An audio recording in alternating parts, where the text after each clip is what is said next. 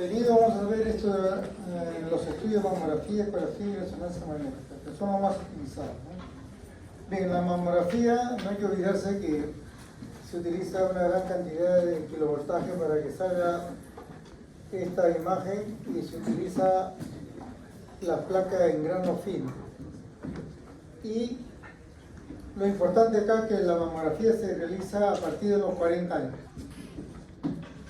La ecografía se utiliza en pacientes menores de 40 y cuando hay dudas en los pacientes menores de 40 o mayores de 40 también se puede utilizar la resonancia magnética.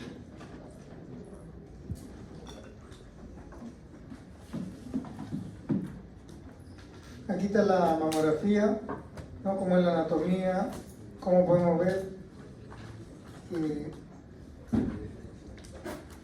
Lo que debemos aprender entonces es que la mamografía se hace a partir de los 40 años.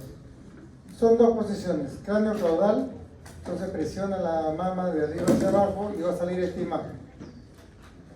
Y el oblicuo medial lateral va a salir este tipo de imagen.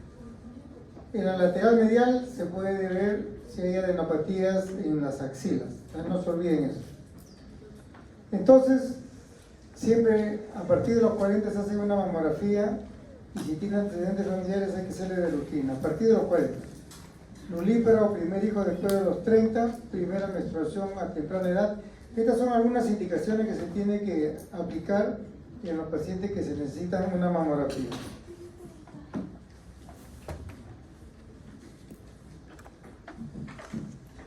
Esto es lo que tenemos que tener en cuenta. ¿Qué es lo que nosotros vamos a hallar en una mamografía? Nódulos se visualiza, pero lo más importante en una mamografía son las calcificaciones. Las calcificaciones no se ve en ecografía, se puede ver algo en resonancia, pero el indicado para ver calcificaciones es la mamografía. La distorsión de la arquitectura significa de que puede estar engrosada la pared, puede tener algunas otras alteraciones que vamos a ver actualmente. Los casos especiales: conducto solitario dilatado, retrolateral, ganglios intramamario y asimetría focal o global. Quiere decir que puede haber ganglios dentro de la mama, por eso se llama ganglios intramamarios. Algunos hallazgos que pueden estar y que nos pueden orientar que probablemente hay que hacerle una mamografía, sobre todo la retracción cutánea, retracción del pezón, siempre y cuando su morfología, cuando ha estado, antes de que le haga el examen, su pezón siempre ha estado bien, porque nos vamos a dar cuenta que algunos pacientes tienen retraído el pezón y eso es normal en algunos pacientes. Engrosamiento trabecular, lesiones cutáneas, enopatías axilares y distorsión de la arquitectura.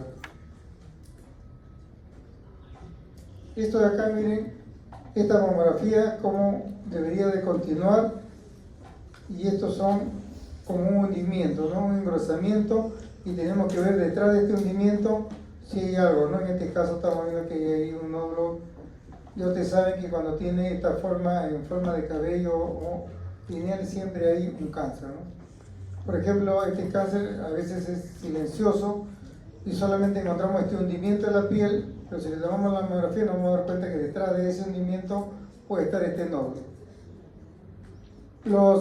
Otro hallazgo, vamos a ver, miren cómo está pared gruesa, ¿no? Gruesa puede ser una variante anatómica también. Y en este otro caso hay un sector, ¿no? En el cual hay un engrosamiento fibroso, ¿no? Entonces, en el cual nosotros tenemos que ampliar. En mamografía, en algunos casos, esta zona de acá magnifica otra vez el mamógrafo y solamente se centra en esa parte de la probable lesión que tenga. Esto es lo que tenemos que aprender, ¿no? Una mamografía va, por ejemplo, la ACR1 y la ACR4. Como ustedes ven, van cambiando esta radiopacidad, es heterogénea. A esto se le llama densidad, o sea, va aumentando la densidad. ¿Qué quiere decir? Por ejemplo, en este C4 es de alta densidad esta mamografía está atrayendo la mayor cantidad de rayos X, en el cual hace de que yo no pueda visualizar adecuadamente la parte interna. Entonces acá es la norma: todo paciente que tiene un ACR4 o de alta densidad tiene que complementarse con una ecografía, porque la ecografía va a designar que detrás de esto puede haber quistes, puede haber nódulos, etc. Entonces, la ecografía es complementario, sobre todo en la mamografía de alta densidad.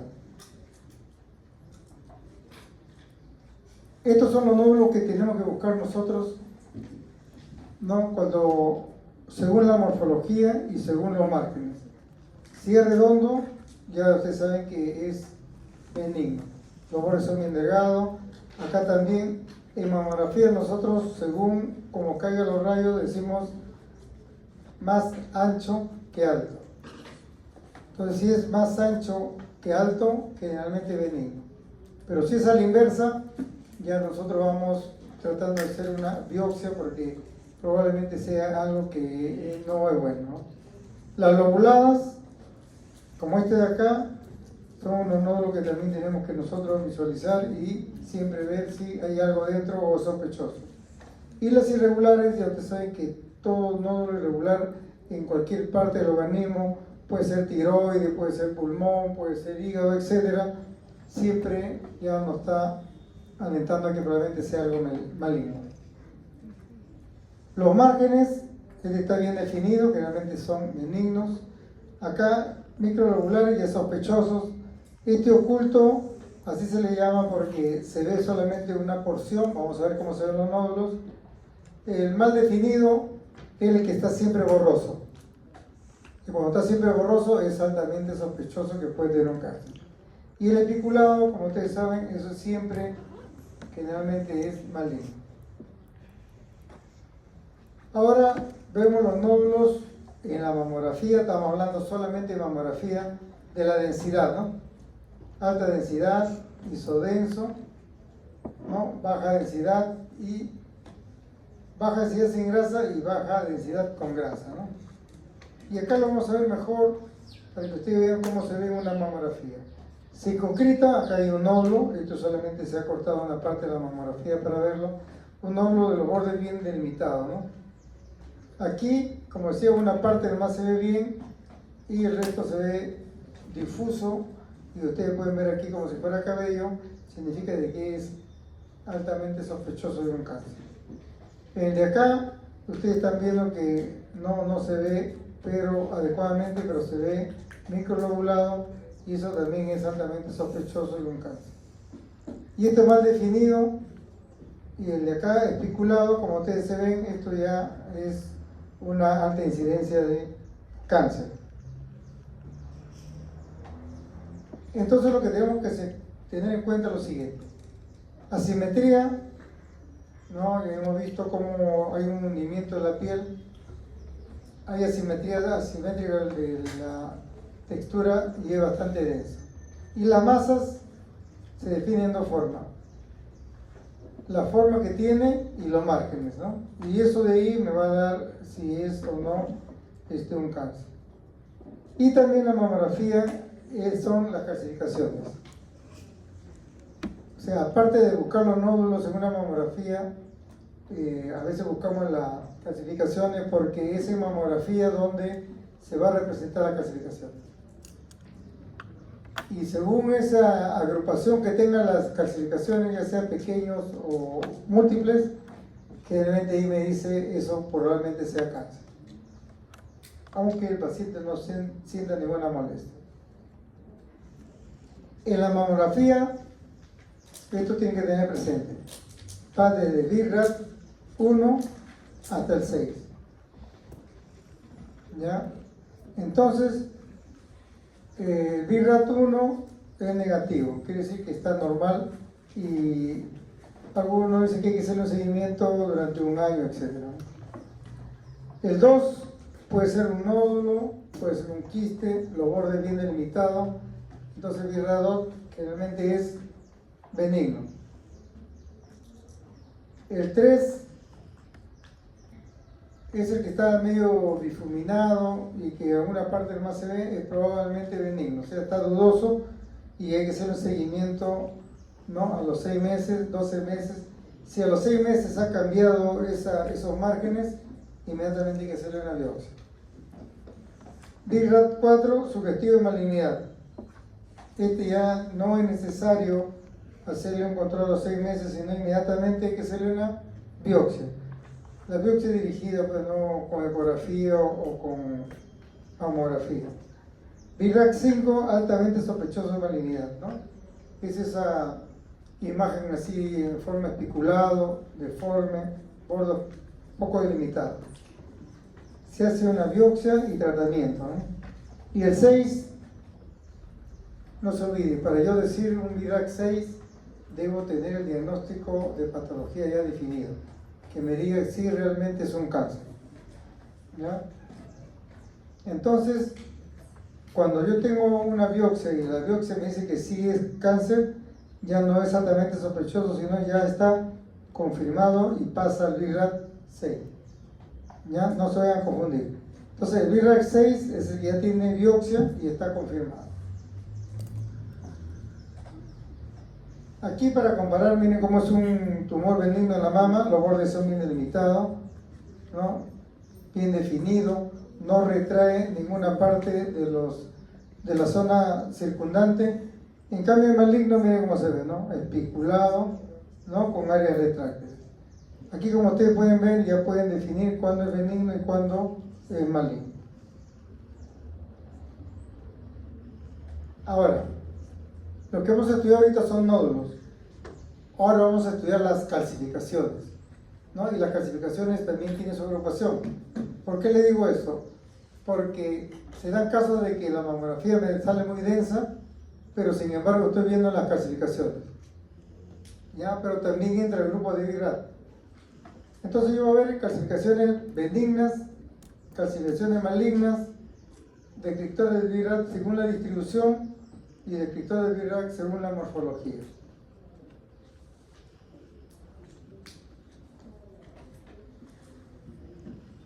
¿Cómo yo voy a clasificar las microclasificaciones?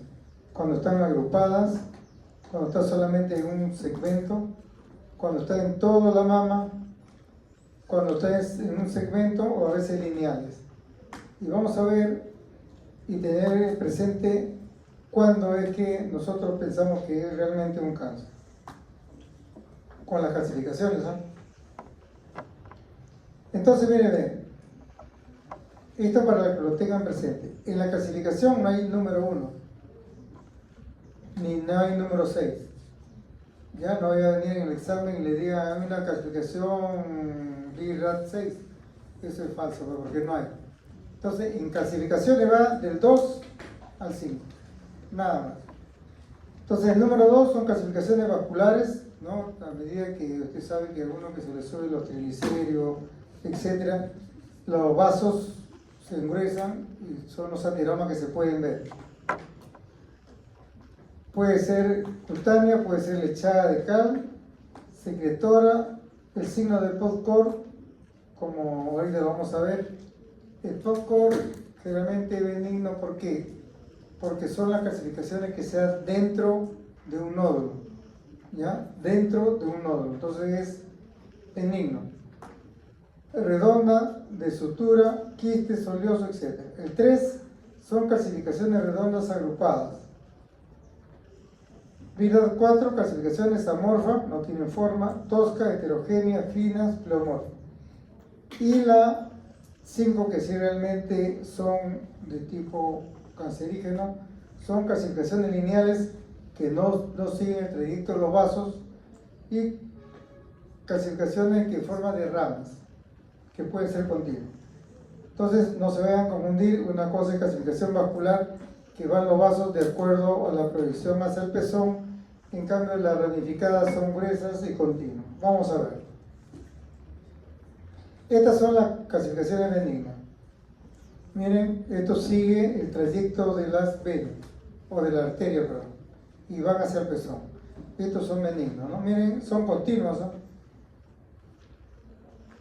Lo otro está acá también, miren cómo se ven puntitos y todos tienen un trayecto hacia el pezón.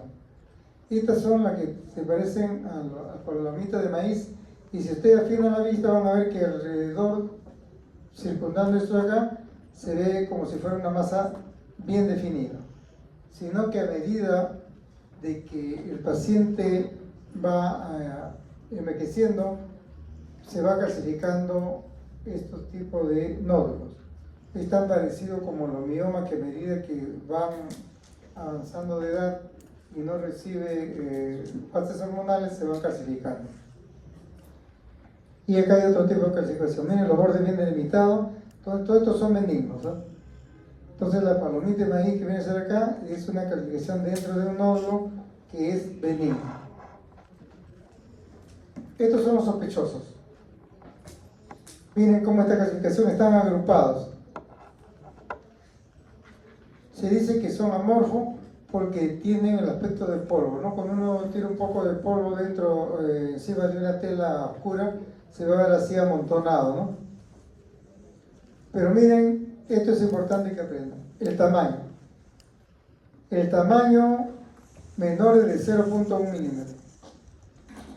Ya, entonces, si yo veo un acúmulo de calcificaciones que parece polvo que he tirado en un trapo color oscuro y tiene menos de 0.1 milímetro, presenta una tasa de malignidad bastante baja.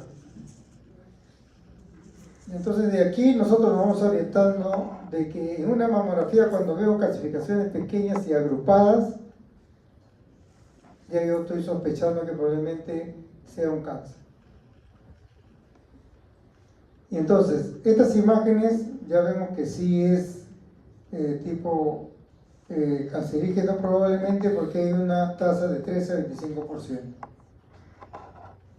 Acá tenemos la otra clasificación es distrófica o en forma de coral, dice, ¿no? Todo así alineado, pero como si fuera una clasificación grosera. Están solamente en esta zona.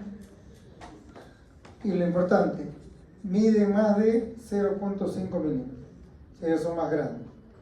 Entonces, a estos pacientes, miren, están agrupados. Entonces esto necesariamente se tiene que hacer una biopsia. Y no se olviden la medida, ¿ya? Porque eso es bastante importante. Entonces aquí su tasa también de malignidad ya comienza a aumentar. Y esto de acá es altamente sospechoso. O sea, yo ya lo veo, ya no hago biopsia, ya de frente comienzo a ver si le puedo hacer un tratamiento. Miren las calcificaciones que hay. Se dice que se parecen estas piedras de este costado, ¿no? Son pleomórficas, calcificaciones de diferentes formas, tamaños, pero miren, están agrupados. Y no hay ninguna masa alrededor, ¿no? Están agrupados, generalmente pequeñas, menores de 0.5 milímetros. Hay que hacerle un estudio, sea histológico, biopsia, porque hay un riesgo de malignidad bastante alto, ¿no? Un 28%. Miren estas calcificaciones, que es muy diferente a las anteriores, ¿no? Miren esta clasificación, ¿eh? Continúa como si fuera, ¿no?, el trayecto de la vena o de la arteria, perdón, y acá también, miren, son los bordes bien delimitados. En cambio, esto de acá, miren, en forma de una Y, tiene una forma de una Y y es continuo, ¿eh? Continuo. Se dan cuenta que solamente en este segmento hay unas clasificaciones en forma de línea y estas son las que forma ramificada que le denomina, ¿no? A veces puede ver curvilínea, no se olviden que si tiene forma de L, B, Y o X son altamente malignas. Entonces no confundir con el trayecto de la arteria de la irrigación de la mama, ¿no? Entonces, si le dicen que tiene, ¿no?, un trayecto en forma de L, B, Y o X, ¿no?, y son finas, lineales o curvilíneas, generalmente son malignas. Luego la simetría, ya usted sabe que una mama, la derecha no es igual que la izquierda, siempre son diferentes, ¿no? ¿Por qué? Porque no se vayan a confundir, por ejemplo, esta mama de acá tiene más densidad que su contralateral, sin embargo, esta simetría es normal. Esto de acá también, la simetría es normal, puede tener una mama más densa que la otra, pero de todas maneras se le pide una ecografía. Y la mama, cuando hay densidades en desarrollo, de repente la primera mamografía a los 30, a los 35 le tomo, así que se ha olvidado, y vemos que está más denso, ¿no? Más denso. Entonces eso es una simetría que está dentro de los rangos normales. Ahora ha entrado la ecografía para hacer estudio de la mama. Se usa en pacientes jóvenes, en los varones también se utiliza.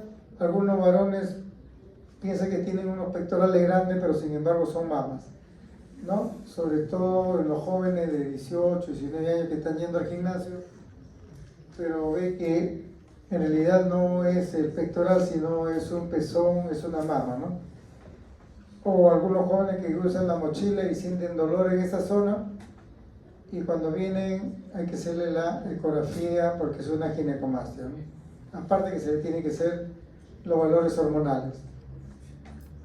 Entonces, en la ecografía yo puedo detectar la piel, puedo ver la grasa, puedo ver el tejido mamario, estos son los conductos galactóforos, puedo ver el músculo. No se olviden que a veces la paciente viene con dolor pectoral, pero sin embargo es el músculo que tiene algún problema, sobre todo si el paciente dice que le duele la espalda, ¿no? Y el hueso. A veces vemos la patología durante el embarazo o durante la lactancia para ver si no hay una obstrucción de las glándulas mamarias. Actualmente se está viendo bastante tuberculosis mamaria en jóvenes. Hay tuberculosis mamaria, hay también tipo de una mastopatía crónica granulomatosa por bacteria, hay patología inflamatoria y sobre todo la ecografía de mama se utiliza en pacientes que tienen sus implantes o prótesis, ¿no? Porque si usted le quiere hacer una mamografía a una paciente que tiene, por ejemplo, una paciente de 45 años que tiene prótesis, ustedes no pueden presionar porque la mamografía se presiona, ¿no? No le puede hacer mamografía porque si lo presiona revienta la prótesis, ¿no? Entonces ahí se le realiza la ecografía. Y si hay duda, la resonancia magnética. En la ecografía también hay BIRAT, pero no se olviden, miren, hay del 2 al 5. No hay BIRAT 1 ni hay BIRAT 6. Entonces no se olviden que es del 2 al 5. Todo lo que tiene refuerzo posterior, este es el refuerzo posterior, o sea, se ve bien blanco, que ustedes saben que es líquido, quiste. ¿Por qué? Porque viene el eco, se atenúa acá, como que, digamos, pierde su velocidad y logra pasar. Y es por eso que se llama refuerzo posterior.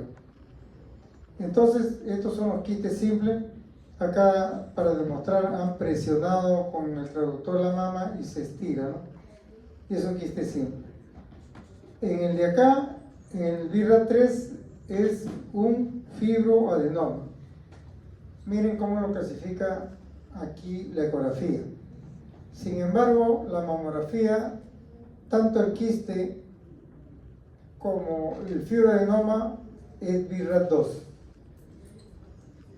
En cambio, aquí en la ecografía lo subdividen, ¿ya? Eso hay que tener en cuenta. El fibroadenoma es más duro, más denso. Actualmente se está usando la elastografía en mama también, igual que en el hígado. Tiene refuerzo posterior, pero es tenue, no es tan blanco como esto de acá.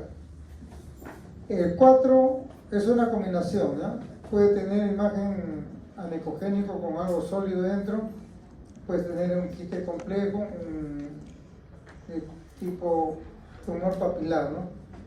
Ya desde el 4 al 5 ya entra en el grupo sospechoso, ¿no? Acá ya vemos todo irregular y ese es un cáncer. ¿Cómo lo vamos a ver? Miren, este es el quiste simple, los bordes bien definidos, bien delimitados, anecoico, todo negro. y este es el refuerzo. En cambio, el fibroadenoma que es BRAF 3, miren, es alargado. Acá podemos ver varias ecogenicidades. Este es un fibroadenoma. Tiene un tenue refuerzo posterior. No es tan evidente como el quiste. Y acá es el quiste complejo. Tiene área quística, pero dentro de ese quiste también tiene un área sólida. Entonces a esto le llaman quiste complejo. Es un BRAF 4. Esto sí hay que hacerle biopsia. Y el 5 ya es un cáncer. Bueno, miren la imagen, no es hipogénico, heterogéneo, borde poco delimitado. Esto es lo que le decía, más alto que ancho. En cambio acá es más ancho que alto. ¿Ya? Entonces el de acá es más alto que ancho y su borde está todo heterogéneo. Y indudablemente que eso es un cáncer.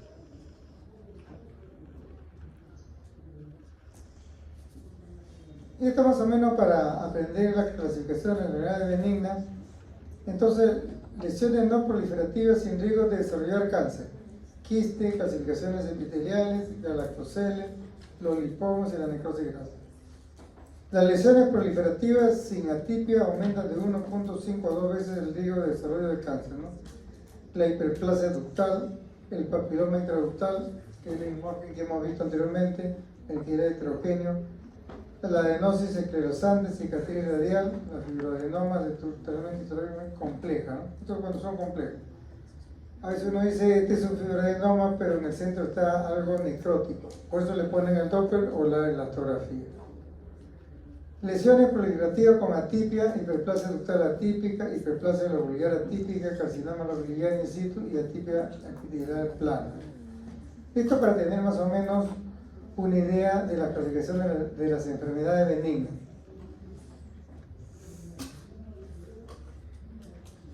Miren cómo se ve este quiste. En la mamografía, miren cómo se ve aumento de densidad. Aquí yo algo que se ve tenuemente, no bien definido, y cuando le hago la ecografía veo que realmente es un quiste. Acá también otra mama en la cual dice que tiene los bordes algo delimitados. Acá también le hago la ecografía y corroboramos que es un quiste. ¿Ya? Entonces, cuando yo veo una mama que está muy densa, como esto, o muy densa como el de acá, en algunos casos a veces no se visualiza o no se diferencia adecuadamente si es un quiste o no. Y es por eso que se tiene que complementar con una ecografía. Acá está, miren cómo se ve un fibroadenoma en mamografía y cómo se ve en ecografía, ¿no? Entonces, cuando yo veo así en una mamografía, es recomendable siempre pedirle su ecografía para ver la irrigación en algunos casos y comprobar si es un fibroadenoma o no. Este es el complejo que les decía. Aquí tiene un tumor pendiente de esta zona de acá. También tiene su refuerzo posterior por el líquido que hay acá, pero no se olviden que esto de aquí es sólido. Acá está en otra posición. Vemos que es pediculado, ¿no? Y los bordes definidos. En eso sí hay que hacerle su biopsia. En algunos casos vemos esto, así se ve como un tracto arterial engrosado. Acá se ve otro, da la impresión, pero cuando hacemos la ecografía vemos esta dilatación, ¿no? Que normalmente dice que este espacio no debe medir más de 3 milímetros, ¿no? Entonces la paciente va a venir que le duele la mama o que siente una zona de cualquiera de los cuadrantes y va a decir de que le sale un líquido medio rojizo, ¿no? Entonces ya uno va pensando en que se le una ecografía en el cual si le hago la mamografía le voy a aumentar el dolor, la incomodidad, y la ecografía sí me va a dar muy buenos datos. Bueno, acá hay un gamartoma, como se ve todo irregular en una mamografía, y en la ecografía se ve de esa forma, ¿no?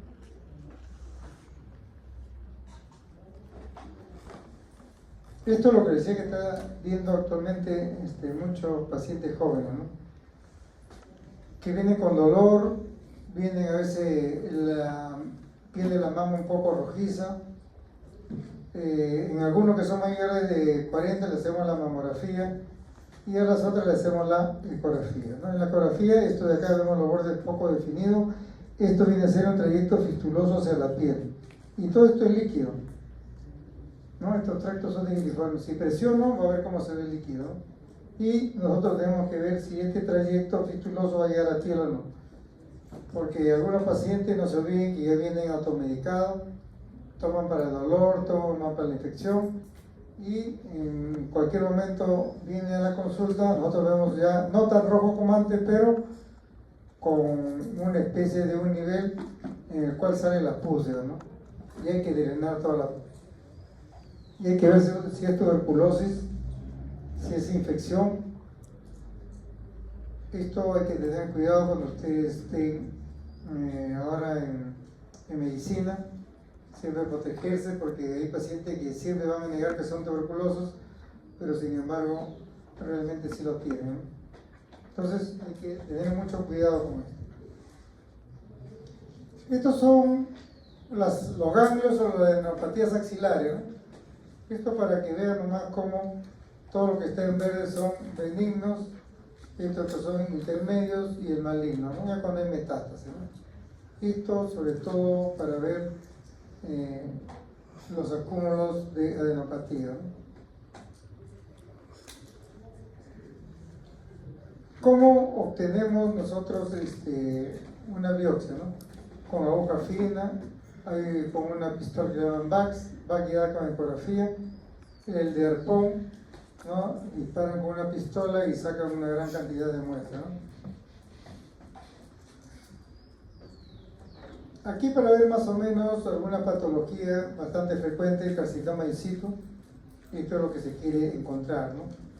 A veces el paciente viene por molesto, siente un nodulito, vemos que es un cáncer in situ, ahora se protege la mama, no solamente se saca todos los ganglios axilares y se saca ese nódulo que tiene y la mama solamente queda con una cicatriz, ¿no? Ahora ya se protege bastante la mama, ¿no? Carcinoma invasivo de origen lobular, carcinoma lobular, del estroma, sarcoma, fibrosarcoma, liposarcoma, linfoma. Esto para tener una idea nomás cómo es la patología. Esto sí tenemos que tener en cuenta. Los signos directos y los signos indirectos. Los directos, lesiones especuladas, ya de hecho yo digo este es un cáncer.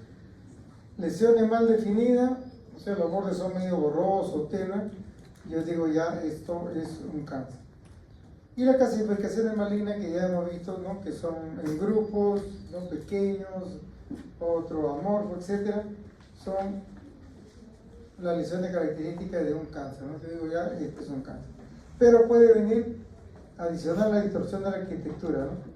Puede ser una lesión espiculada que está retrayendo la piel, ¿no? Y hace que distorsione como un hundimiento del tejido mamario. Alteración de la trabecular de la piel y pezón, o sea, hunde el pezón, otro le forma medio granulomatoso como cáscara de naranja, ¿no? Factores ductales anormales, linfadenopatía, bueno, la axila, y asimetría del tejido mamario, ¿no? Comparado con su contralateral. Miren cómo se ve, este es un cáncer especulado que está retrayendo, y esto de acá es después de que le han hecho una radioterapia, ¿no? Una radioterapia para luego ya extraerlo, ¿no? Acá vemos otro caso, ¿no? Miren cómo se ve especulado, retrae la parte de la piel y acá tiene otros dos más, ¿no? Que retraen y miren esa es la parte interna, especulado, ¿no? No tiene un borde bien delimitado y este es un carcinoma, ¿no? Actualmente ha entrado la resonancia magnética para el estudio de mama. Ellos tienen otra clasificación, pero lo más importante es la clasificación de eco y de mamografía. Entonces, ¿cuándo se hace resonancia? Para establecer una correcta estratificación, ¿no? Para ver si, por ejemplo, está avanzado o está agarrando el músculo, etc. Detección precoz de recidiva de mama tratada. Ya lo hemos operado, ha quedado una cicatriz, pero como ustedes saben, a veces hay pequeños nódulos que no se detectan y puede ir avanzando, ¿no? Monitoreo de terapia neoayudante, detección de tumores ocultos, mujer con sospecha de ruptura de prótesis. Eso es cuando le decía que la paciente puede tener una prótesis y se dan casos de que un accidente de tránsito se han golpeado la mama y ha reventado la prótesis, ¿no? Y con la ecografía no podemos nosotros detectar dónde está roto porque se ve todo un emaranhado de líquido. Es útil para el diagnóstico diferencial de la recidiva local y de los cambios atípicos por radioterapia. Esta es la clasificación de BIRAD de resonancia. Resonancia tiene de 0 a 6. Entonces, el 0 dice, supongamos que vaya una señora porque tiene un dolor, se hace resonancia y dice categoría 0. Como no ha hecho, no tiene como antecedente una mamografía o una ecografía, se tiene que completar. El 1 es negativo, el 2 va a decir si es quiste o nódulos, el 3 probablemente benigno, porque es heterogéneo, el otro es sospechoso, está parecido como a la mamografía, altamente sugestivo con benignidad, y igual que la mamografía, ¿no? El 6 tiene que tener ya corroborada la biopsia que sí realmente es maligno. O sea, en categoría 6 es tan igual que la mamografía, el BIRAD 6. Cuando ya tenemos el diagnóstico definitivo de cáncer de mama.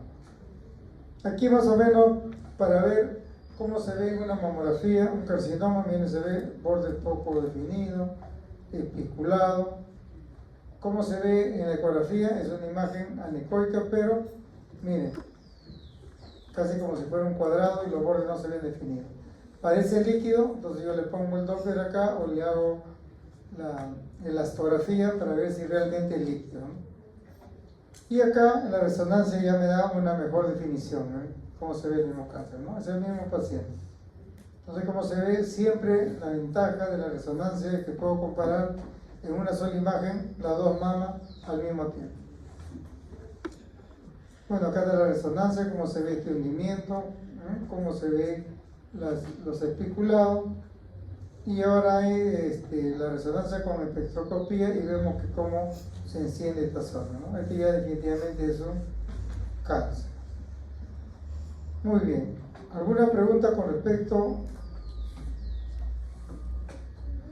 a mama? Bien, vamos a pasar ahora a estudiar. Doctor, disculpe, en los BIRADs de las masas en mamografía es del 1 al 6, ¿verdad? Ya no el 0. No, el 0 también se incluye ahí. El 0 en mamografía es el dudoso.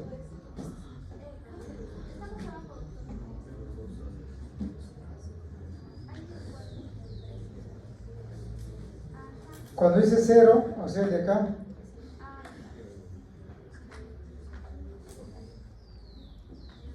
el BIRAD 0, el que está acá que no, o sea, ahí significa de que está dudoso.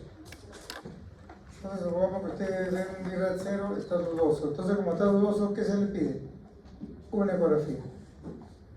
¿Ya? Entonces, ¿por qué? Porque la mama va a ser muy densa. Le van a decir BIRAD 0, mama densa. Y mama densa es porque esa mama es tan turgente que absorbe mucho los rayos X y no deja definir bien en la parte posterior. Entonces el 0 siempre le dicen que eso es suficiente y esto de acá hay que hacerle definitivamente una ecografía.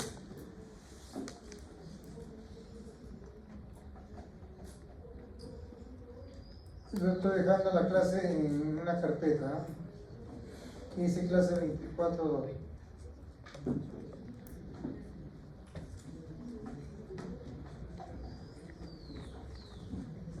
Bien, vamos a ver útero y anexo. Esto es bastante importante porque esto lo van a ver también cuando estén ustedes haciendo medicina.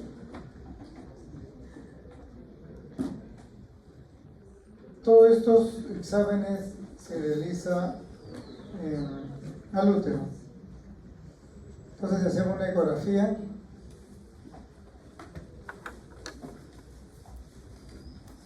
La ecografía es lo que más se utiliza, ¿no? Acuérdense que aquí no estamos usando una radiografía de abdomen simple. Para la radiografía usamos la histerosalpingografía. En la histerosalpingografía utilizo los rayos X, pero tengo que introducirle una sustancia de contraste. La histerosonografía es el número 2. Cuando dice sonografía, ya usted ya piensa que es una ecografía. Ya, entonces la histerosonografía es con ecografía. Podemos usar la tomografía para ver, pero cuando ya vemos que tiene un cáncer, y hacemos la tomografía ¿para qué? Para ver las adenopatías que puede tener, ¿no? Intraabdominal. Tenemos que ver si hay metástasis al hígado, etcétera, ¿no? Y para ver el estiaje, ¿no? Grado 1, grado 2, etcétera. Y por último tenemos la resonancia magnética, ¿no? Vamos a ver útero, ovario, patología congénita que se da bastante, neoplasias, patología endometrial, ovárico, y luego vemos obstetricia. Entonces aquí hay que tener en cuenta, la ecografía utiliza dos formas: la suprapúbica, en la cual tiene que estar con vejiga llena. Esto lo utilizan todas las niñas, ¿no? Jóvenes que nunca han tenido relaciones sexuales, siempre hay que preguntarle. Entonces, el inconveniente tiene que hacerse suprapúbico. Para las niñas, siempre se toma el volumen del útero. ¿Por qué? Porque ahí podemos detectar nosotros pubertad precoz.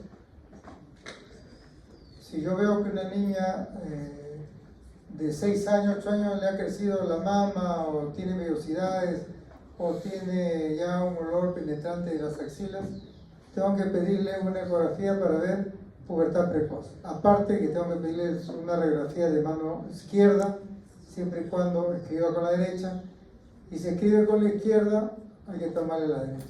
Eso para ver pubertad precoz.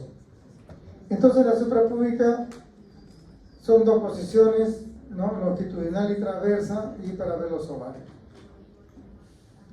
La endovaginal ya se utiliza en los pacientes que han tenido ya relaciones sexuales, en el cual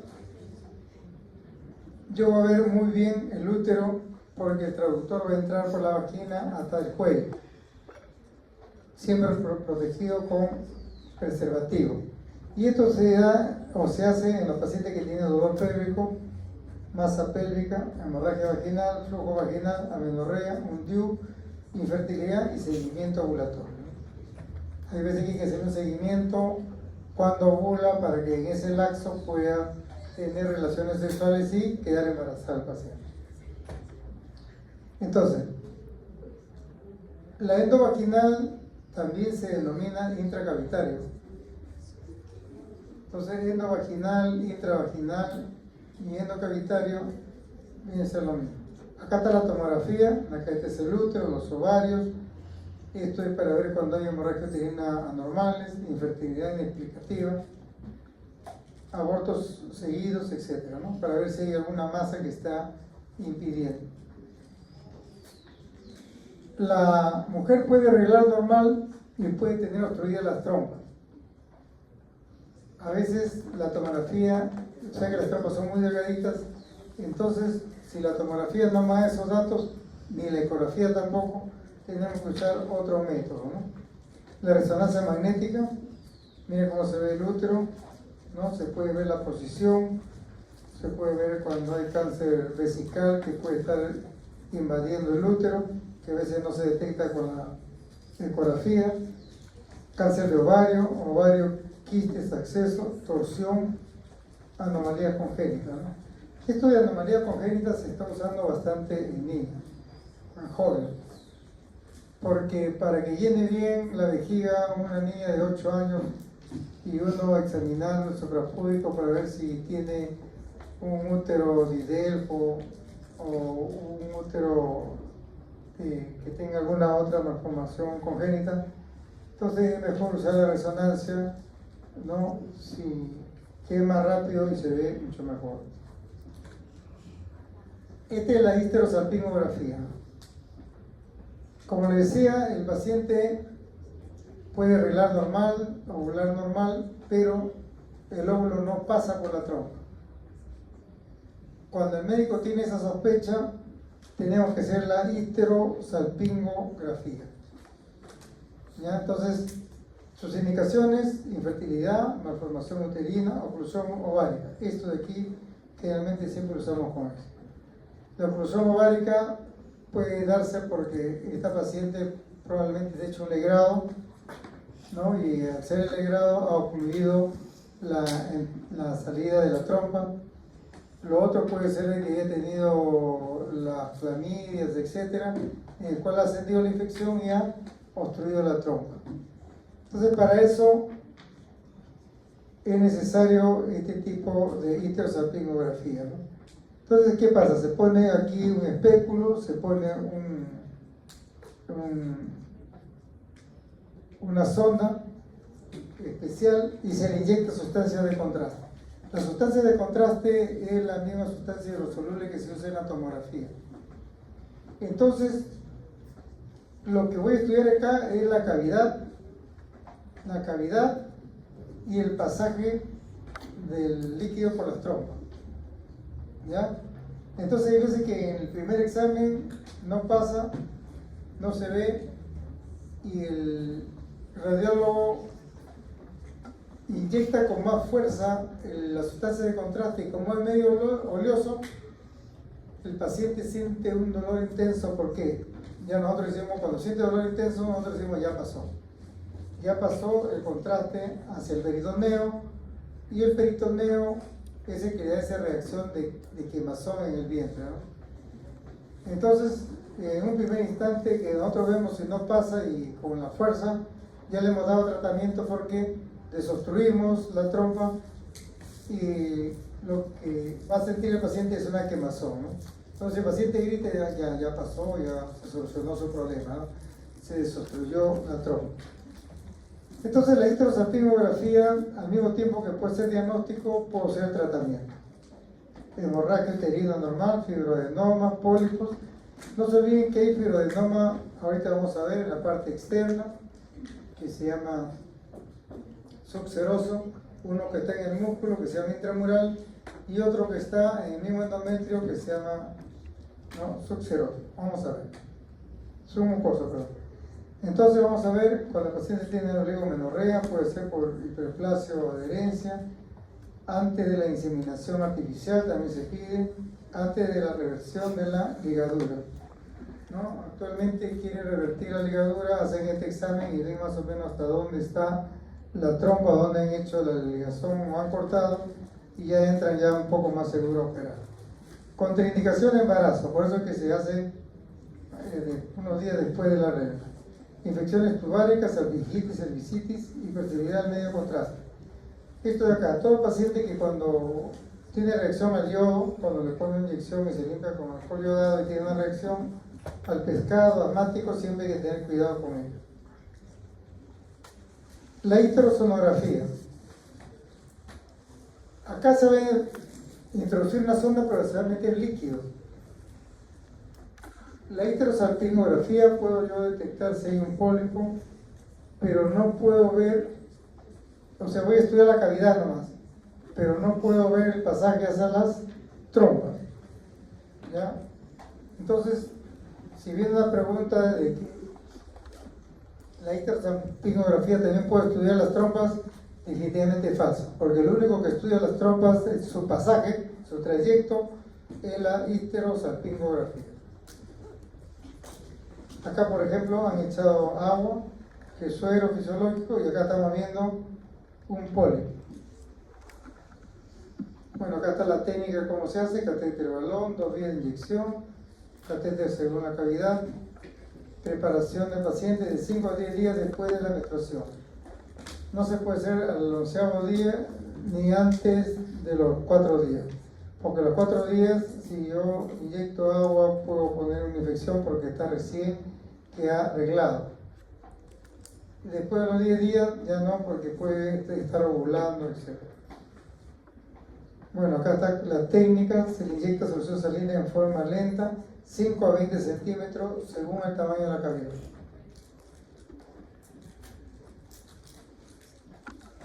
Entonces, indicaciones: pólipo endometrial, mioma submucoso, porque el mioma submucoso puede ser un pólipo. Entonces, el diagnóstico diferencial del pólipo es el mioma submucoso. Hiperplasia endometrial, cáncer endometrial, sinequia. Esto es lo que les decía yo cuando ha tenido un legrado muy efusivo y ha raspado mucho el endometrio y produce unas cicatrices. Malformación uterina, eso cuando vemos de que se dan casos de la malformación uterina que tiene un útero, dos úteros, ¿no? Didelfo.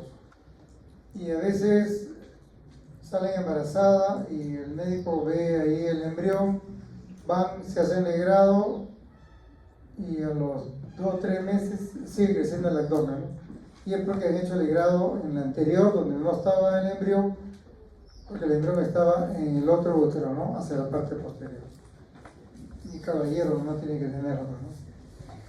Riesgo de diseminación bacteriana, estenosis del canal cervical, no valora patología, solamente ve adherencias, es limitada de la variación de permeabilidad de las trompas. Prácticamente no se ve, solamente se ve la histerosalpingografía. Y estas son las malformaciones congénitas, ¿no? El que decía acá, por ejemplo, acá está el embarazo, le hacen el legrado acá y esto queda creciendo, ¿no? Este es el lidero. Esto se ve mejor en una niña cuando con la resonancia magnética, ¿no? Con la ecografía también, pero mejor la resonancia. Acá le han hecho a un adulto, porque esta es una histerosalpingografía, ¿no? Que sí que le han puesto aquí un catéter y han pintado, ¿no? Este también, miren cómo se ve, es un unicornio. El paciente no puede tener, aquí está con infertilidad, ¿no? La ecografía puede ver esto, pero cuando vemos que tiene 2 endometrios o no es muy definido, es un útero sectado, ¿no? Aquí está su división, ¿no? En esto también a veces hay embrión acá y luego lo evacúa, ¿no? El aborto.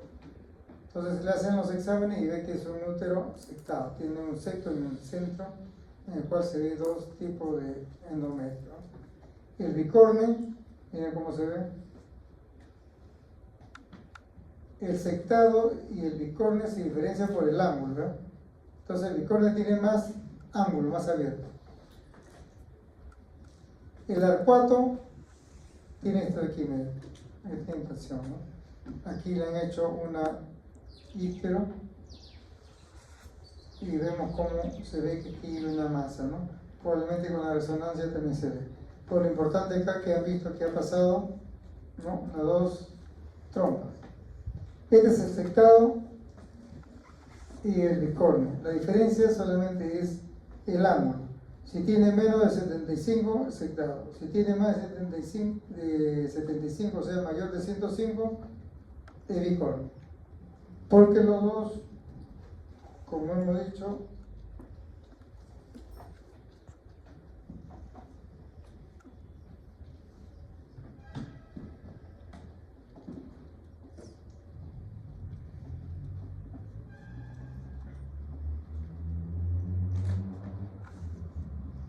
los dos tienen un sector en el centro, ¿ya? Solamente el ángulo es más diferente. Bien, vamos a ver qué problema tiene cuando uno estudia útero. Las anomalías, los más conocidos son los leiomiomas, los linfomas, leiomiosarcoma, endometriosis y las malformaciones arteriovenosas. Si hay casos de que hay infertilidad y vemos de que todo el útero tiene, así como las varices, parecido, ¿verdad? Una malformación arteriovenosa. Bueno, lesiones del cervix, tenemos el quiste de Naud, pólipo cervical, carcinoma cervical, adenoma maligno. Lesiones del endometrio posmenopáusico, ya se ve engrosado, hidrometrocolpo y hematometrocolpo. A veces que llega una niña de 12, 14 años o 15 con un dolor intenso de emergencia, lo vemos en un útero bastante grande, y cuando se le hace la ecografía encontramos, y uno le pregunta si ha arreglado, nunca ha arreglado, y es que toda la regla está dentro del útero. ¿Por qué? Porque el himen está imperforado. Entonces el himen está imperforado, o sea, está como una barrera ahí, y no deja salir la menstruación, y todo el útero con el cuello está bastante grande, lleno de sangre de la menstruación, ¿no? Entonces a eso le llama hematometrocolon. Y se dan bastante casos, ¿no? Hiperplasia endometrial, atrofia endometrial, pólipo endometrial, carcinoma endometrial, endometritis, adherencia endometrial y DIU. Bueno, esto más o menos para tener nosotros una base a donde llevamos fase menstrual, fase proliferativa, fase preovulatoria y fase secretora, ¿no? Esto de acá lo usamos sobre todo cuando hay infertilidad y nosotros queremos hacerle un seguimiento para ver si se puede fertilizar a la paciente o implantar un óvulo. Fase secretora, lo atrófico ya se ve en la paciente menopáusica. La endometriosis es un tumor benigno, no son los fibroadenomas, ¿eh? Son los fibroadenomas que tienen esta circulación. Por ejemplo, este fibroadenoma está dentro del músculo, altera el tamaño, pero está dentro del músculo, o sea, en el miometrio. En este de acá, mire, este es el mioma, está afuera. Este mioma de acá puede crecer bastante grande, puede tener su niño, sí, porque acá va la implantación, ¿no?, del embrión, acá. En cambio, acá, en el intramural, este es el endometrio, puede ir ahí, pero ¿qué pasa? Que esto de acá le impide, se lo empuja. Y ahora hace un corte como si fuera una torta, en forma de V, y une esto acá y lo saca. Hay varias técnicas. Y este de acá, miren, está dentro del endometrio. Y esto de acá viene a ser el submucoso. Este de acá sí no va a dejar de que el embrión se implante, porque justo está en el endometrio y va a presionar. Entonces son miomas, 3 tipos de miomas. El ovario poliquístico, estas son sus características. Miren cuántos quistes tiene alrededor. Este es un ovario, este es otro ovario. Esta es una reconstrucción 4D que han hecho para demostrar todos los quistes que tiene. Pero lo importante es esto. Al menos uno de los siguientes, o sea, de esto de acá, son criterios para yo decir esta paciente tiene ovario poliquístico. De 12 o más folículos menores de 2 a 9 milímetros. Pero lo importante acá, ¿qué cosa es? Sacar volumen. Si el volumen es mayor de 10 centímetros cúbicos, de hecho ya es un ovario poliquístico. Entonces, estos criterios acá son suficientes para yo decir realmente es un ovario poliquístico. Ahora, vamos a ver el embarazo. Cuando una paciente está embarazada, estos 2 criterios deben de tener en cuenta. La sonoembriología para ver si realmente está embarazada o es un falso embarazo, y luego el screening para neoploidía. Neoploidía es para ver alguna malformación, ¿no?, síndrome de Down, etc., ¿no? Pero tiene su tiempo también. Pasado ese tiempo ya no nos damos cuenta si es Down o no. Entonces eso tenemos que tener bastante en cuenta. O sea, en el primer trimestre estos 2 exámenes se tienen que hacer la gestante. Miren, este es un embarazo, el saco gestacional, es una imagen anecogénica, ¿no?, borde bien definido. Entonces, lo que tenemos que tener presente, si llega nuestro paciente que está dudoso su examen de embarazo o no se acuerda bien su regla, ¿cuál prefieren hacerle primero? Una transvaginal. ¿Por qué? Porque la transvaginal puedo detectarla a las 4 semanas. pero si yo lo hago a las 5 semanas, no, tiene que ser por la suprapúbica. ¿Por qué digo eso? Porque hay algunos pacientes que ustedes van a ver en emergencia, que vienen con los familiares, náuseas, vómitos, etc. Le hacemos la ecografía suprapúbica y encontramos el saco gestacional. Entonces ellos van a jurar de que nunca han tenido relaciones, entonces hay que tener mucho cuidado antes de decirlo, ¿no? Se le manda a hacer su examen de laboratorio. Entonces, miren, si yo quiero detectar el saco gestacional temprano, utilizo la endovaginal o travaginal, porque me lo detecta a las 5 semanas. En cambio, la suprapúbica, una semana después. ¿No? El aspecto ya tenemos que ver bien definido, siempre en el centro o en el fondo. Cuando yo veo esto, yo digo, tiene 5 semanas. Para ver el embrión tengo que esperar. Entonces le digo al paciente que hay que hacerle un control para ver viabilidad embrionaria en 2 semanas más. Entonces no se olviden, trabajen 4 semanas. Estos son los sacos patológicos. Miren, una imagen ecogénica, no es redondo como el anterior. No está bien definido. Esto de acá, esto blanco, se llama el corio. Acá no se ve casi el corio. Todo medio cuadrado, alargado. Acá se ve un corio, pero es redundante solamente en una parte. Estos sacos gestacionales son los sacos anembrionados. Esto de acá también hay que tener cuidado porque probablemente en las primeras 4 semanas o a las 4 semanas han visto que el saco estaba bonito.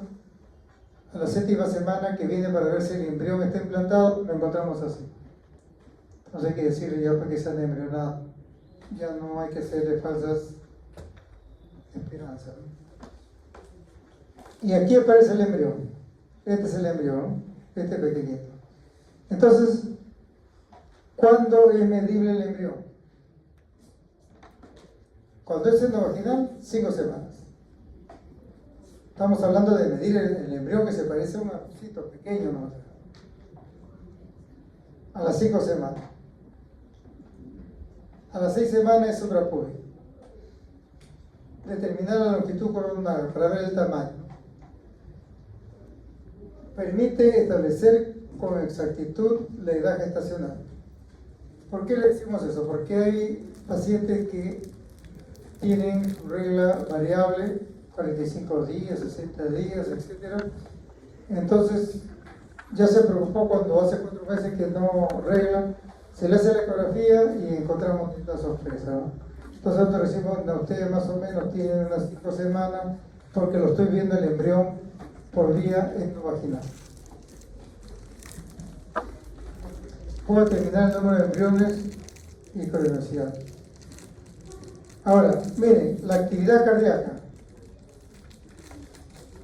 Quiere decir que a las 5 semanas en la vaginal yo solamente veo el embrión pues, como un arrocito, pero no veo o no distingo los latidos cardíacos. Los latidos cardíacos por el endovaginal es a la 6ª semana y a la 7ª suprapúbica.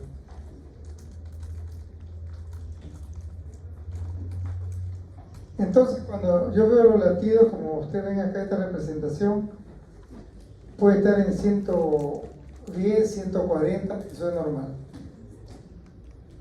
Pero si yo veo que ese latido tiene 50, 60, ese es bradicardia para el embrión.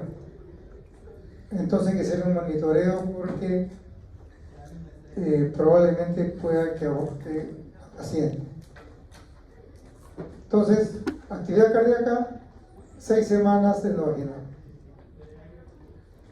La vesícula vitelina se ve travaginal igual que el embrión a las 5 semanas. Entonces pueden relacionar 5 semanas, embrión y saco vitelino. Pero ojo, ¿cuándo desaparece? A las 12 semanas. ¿Y por qué desaparece a las 12 semanas? Porque ahí recién comienza a crecer la placenta. Quiere decir que la placenta ya comienza a las 12 semanas. Pregunta que también puede ser, ¿no? El ágneo viene a ser esta capa de acá. Es una membrana delgada que conforma la cavidad que contiene el embrión. Entonces es ahí donde yo digo, si hay dos ágneos, hay dos bebitos, ¿no? Y si hay un ágneo nomás que cubre los dos, yo digo, son gemelos. La longitud coronal. ¿Desde cuándo otros le llaman longitud cráneo-rabadilla? Esta es la cabeza, esta es la nalga, esta es la nariz y mido de acá hasta acá. Le llaman corono-nalga, otros le llaman cráneo-rabadilla, etc. Se dice, miren, no se olviden, es el mejor parámetro para estimar la edad gestacional hasta los 12 meses. Entonces esto se da en las pacientes que tienen su regla irregular y llega y ya nosotros encontramos, por ejemplo, esa medida y automáticamente sale en el ecógrafo cuántas semanas tiene. Entonces yo estoy sacando. Entonces, no se olviden. Entonces la longitud coronal yo puedo utilizarlo como parámetro hasta las 12 semanas. Cuando ya tiene 13 semanas ya no me sirve eso.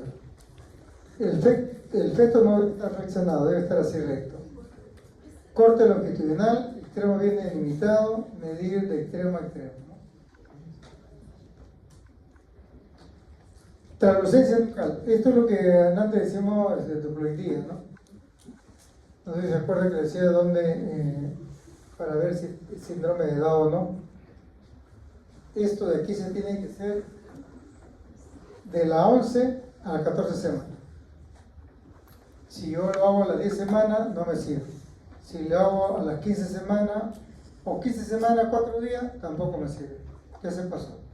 Entonces yo para ver si tiene alguna malformación, nuestro embrión tiene que ser de 11 a 14 semanas. En ese rango. No puede ser de 10 a 14, porque te estás alentando una semana. No puede ser de 11 a 15 tampoco, solamente tienes un parámetro. Tiene que ser de 11 a 14.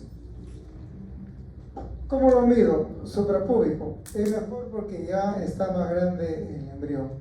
También lo puedo hacer endovaginal o transvaginal también, pero la mayoría se hace suprapúbico, sin necesidad de tener la vejiga llena. Y esta translucencia voy a medir esta distancia, así esto de acá. Generalmente no debe medir más de 3 milímetros, ¿no? Eso es un parámetro. ¿Y qué me detecta? Esto de acá.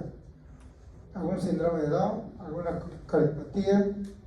Hay falsos negativos también, pero la gran mayoría lo puedo detectar de esta manera. ¿Qué otra cosa más? El hueso nasal. ¿No? El hueso nasal, acá está esa semana que estábamos viendo, de 11 a 14, ahí va a decir presencia o ausencia. Lo puedo medir. Si es presencia, ya te estoy diciendo que está dentro de los rangos normales y no tenemos. Entonces, translucencia nucal, 1, 2, hueso nasal. ¿No? Acá se ve, tiene que estar de perfil para ver esta medida. Entonces, lo normal, ¿no? Mayor de 2.5 milímetros. Ahora entramos para ver el sistema nervioso central. Esto de acá, este es el cráneo. Entonces, mire, ve, a las 8 semanas a nivel del polo cefálico se detecta el romboencéfalo. Estamos hablando del romboencéfalo nada más, ¿no? Presenta tono fetal. Ahí podemos ver cómo el niño estira su pierna, encoge, etc. Inicia los movimientos fetales que son ya marcados a las 9 semanas y a las 10 semanas se visualiza el plexo coroideo. Aquí, verificar la presencia de la bóveda craneana a las 11 semanas. Se ve esto de acá, esta es la bóveda craneana, la hiperecogenicidad. Porque ¿qué pasa si no lo veo? Puede ser de que la masa cerebral salga, ¿no? Sale fuera y a veces el niño nace con un bultito y es que la masa se ha salido, ¿no? Hacia adelante. Ahora pasamos a la ecografía del segundo y tercer trimestre. ¿Qué voy a estudiar ahí? Número de embriones, en qué posición está, de pie, de podálico, cefálico, transverso, etc., ¿no? Luego vemos la biometría fetal, anatomía fetal, placenta, líquido amniótico, cordón umbilical, bienestar fetal. Todo eso tenemos que estudiar. Ahora, ¿en qué consiste la biometría fetal? Esto tenemos que tener en cuenta, ¿no? La biometría fetal, tengo que medir la cabeza biparietal, el perímetro cefálico, perímetro abdominal y longitud femoral. Con estos 4 parámetros, automáticamente me sale el peso del feto. Y eso lo voy a usar hasta el final, porque ahí yo puedo ver retardo de crecimiento, tengo que medir, de repente tiene una pierna más larga que la otra, por eso estoy midiendo el fémur, etc. Otro parámetro menos usado, perímetro torácico, longitud de húmero y longitud intestinal. Esto de acá cuando ya hay dudas en cuanto al crecimiento. Por ejemplo, yo mido la cabeza y me sale 32 semanas. Mido la pierna y la máquina dice no, no tiene 32, tiene 28. Y ya entro en duda, ¿no? Entonces ya uso los otros parámetros para corroborar, o si no, el bebito va a nacer con una malformación, probablemente, ¿no? Esta es la medida, ¿no?, biparietal. Miren, supongamos que la paciente se le ha pasado los meses, no sabe cuántas semanas tiene, y cuando nosotros medimos esta medida biparietal, tiene su mayor precisión entre 12 y 28 semanas. ¿Ah? Es muy diferente la crononal, ¿no? Entonces de acá, entre las 12 y 28 semanas, ya me puede decir si realmente cuántas semanas tiene. Pero si me sale 29, 30, ya no es un parámetro para yo decir probablemente así esta semana tiene la gestación. Su medición es estos son los parámetros. Entre los tálamos se realiza desde la tabla externa hasta la tabla interna, acá. Esa es la medida que se tiene que hacer. Entonces, tabla externa en la parte superior, tabla interna en la parte inferior. El perímetro cefálico, la misma máquina le da y salen estos puntos y van a rodear, van a comenzar a bordear como un elixir, ¿no?, alrededor de la cabeza, teniendo como base la tabla externa.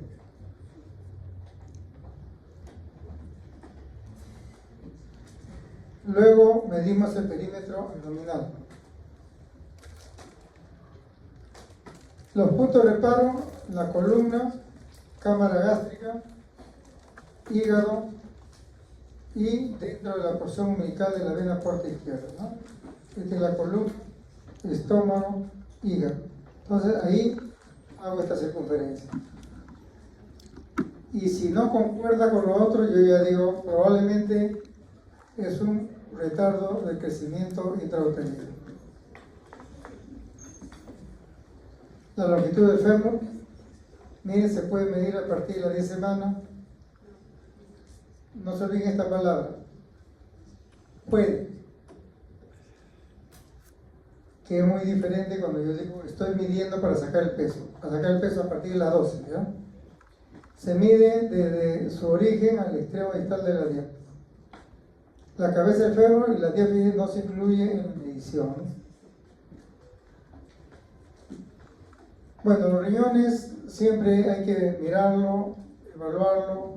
¿Por qué? Porque ahí indirectamente vamos a ver qué pasa cuando no funciona bien el riñón, qué pasa cuando tiene su atresia esofágica que no puede tragar el líquido. Entonces, miren cuándo secreta la orina, a las 12 semanas.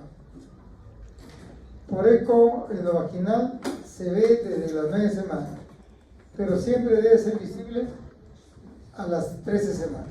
Quiere decir que el riñón yo lo puedo ver endovaginal a las 9 semanas, y si no lo veo o no lo detecto bien, puedo esperar hasta las 13 semanas para verlo adecuadamente. Dice por la eco abdominal, porque ya está grande el feto, es visible entre las 16 y 18 semanas.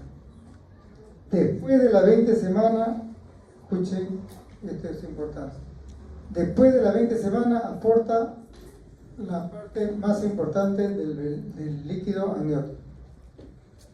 Entonces, a partir de las 20 semanas, ya ese riñón ya está filtrando.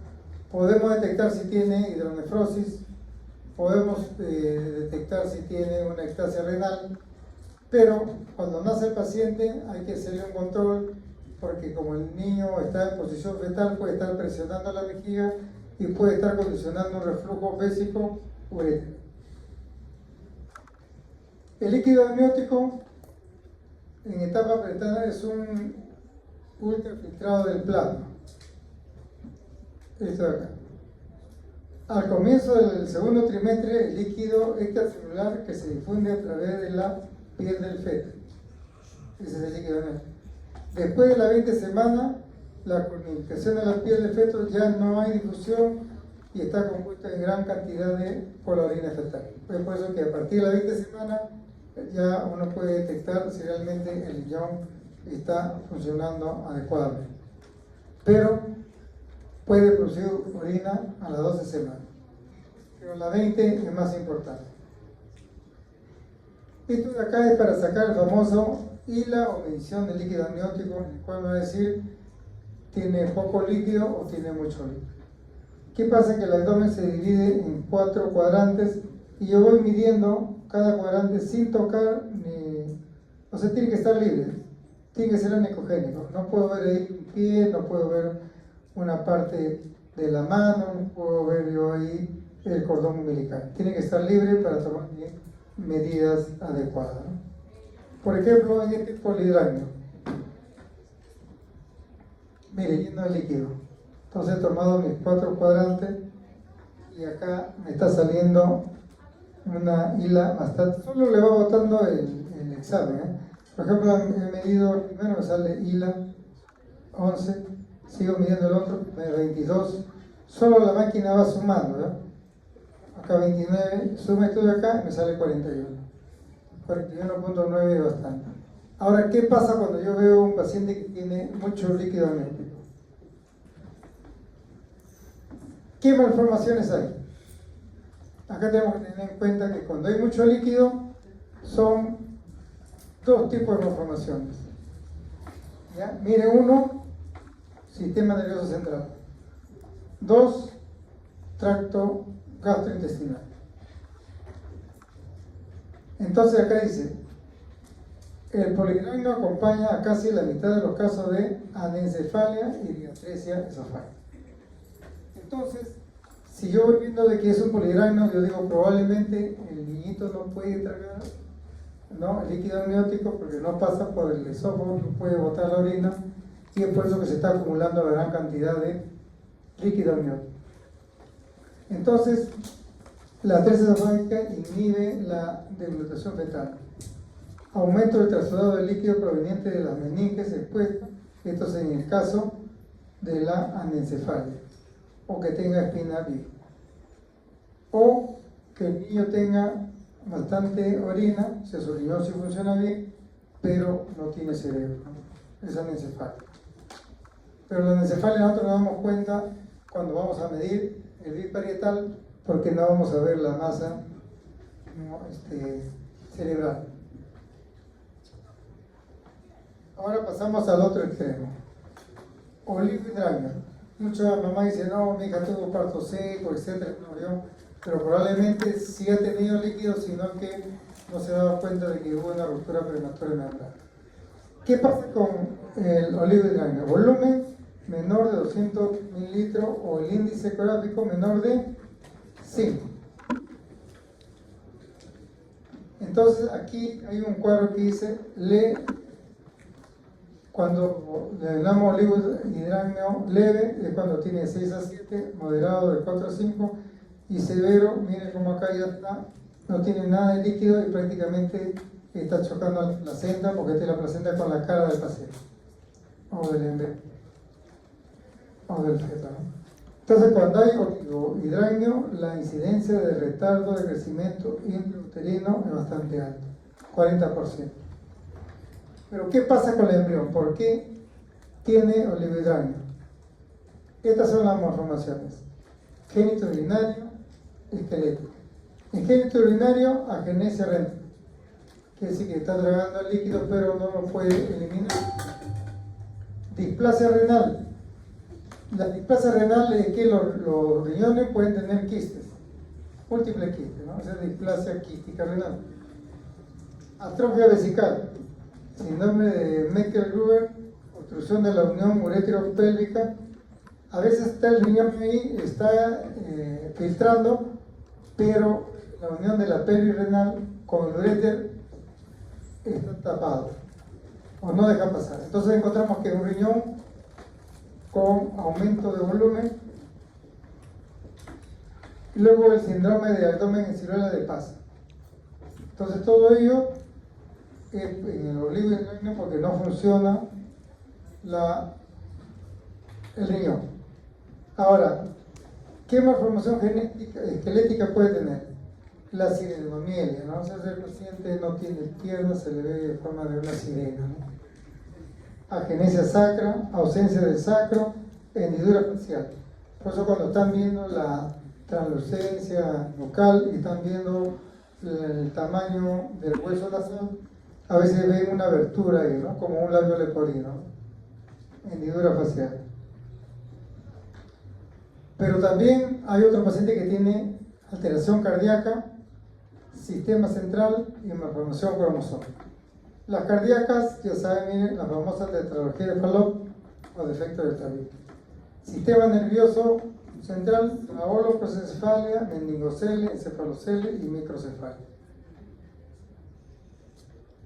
Malformaciones cromosómicas, triploidía, trisomía 18, síndrome de Turner, degenencia cloacal, higroma quístico y hernia diafragmática. Entonces todo eso se tiene que revisar, ¿no?, en el recién nacido. Ahora pasamos a placenta. Ya faltan 2, 3 diapositivas más para terminar. La placenta, no, aquí vemos cómo tenemos que ver la placenta.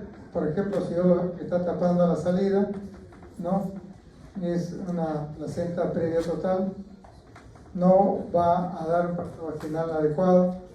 Este es marginal, pero siempre es bueno hacerle un control porque a medida que puede estar creciendo el abdomen, esto puede subir, ¿ya? El marginal puede llegar a buena posición, ¿no? En esto de acá también, ¿ya? La maduración de la placenta es, por ejemplo, grado 0, grado 1. En el grado 2 ya se ve esta muesca, pero se da caso que el paciente solamente tiene, el embrión solamente tiene 32 semanas y ya tiene un grado 3.